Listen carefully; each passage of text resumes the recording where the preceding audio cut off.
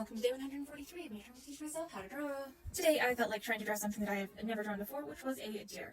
So I started off with my basic fundamentals, figuring out, cylinders, spheres, half circles, stuff like that, to get the base body down. And then, of course, I did some measuring to try and compare the height of, the chest to the head versus the chest to the body, and they were about even with a little bit of overlap in there. So I was able to get a pretty good base down. Mind you, it is not perfect. The perspective is off, and its head was way too large in the beginning, and I did have to size it down.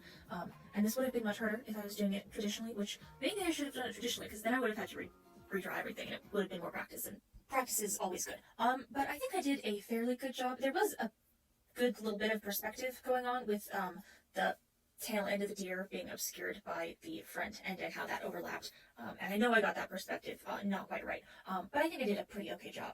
The thing I struggled with the most was its eyes, and so I went ahead and I did a couple of studies, and an eyeball isn't an eyeball, it's going to be round. And I realized the thing that I was struggling with was that I was just kind of trying to draw what I was seeing instead of breaking it down into its base elements and actually treating it like an eyeball, and so I wasn't wrapping the eyeball with the eyelid the way it needed to be.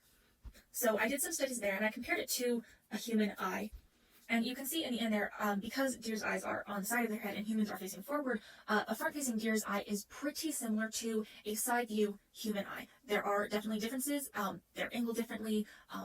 The tear ducts and stuff like that are a lot less prominent, but a slightly thick form wrapping around a sphere is the biggest similarity because it's an eyelid over an eye.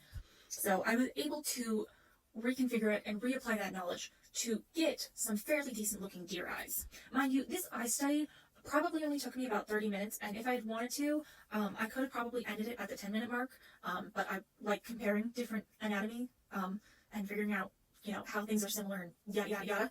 Comparative anatomy is just interesting to me by biology background. Anyways, the two biggest takeaways I got from today were A, practicing your fundamentals, even if it's just in getting down a base for whatever you want to draw, will help you improve your fundamentals, and that will in turn help you draw whatever you want to draw. And B, if you know how to draw something on one animal, if you apply the same logic to the other animal and just, adjust for the slight differences, they may look like big differences, but when actually looking at it in a breakdown, they're not actually that large. The biggest difference between a human eye and a deer eye is how much of the tear duct shows, or how the tear duct shows, and the angle of the eye. But if you can break it down to the base elements that you already know and make the adjustments you need to, it's not actually that hard, and you'll probably end up with something close to what you're trying to get. But yeah, that is what I got done today. Here you can see my warm-ups and enrichment studies, and I will see you all next time.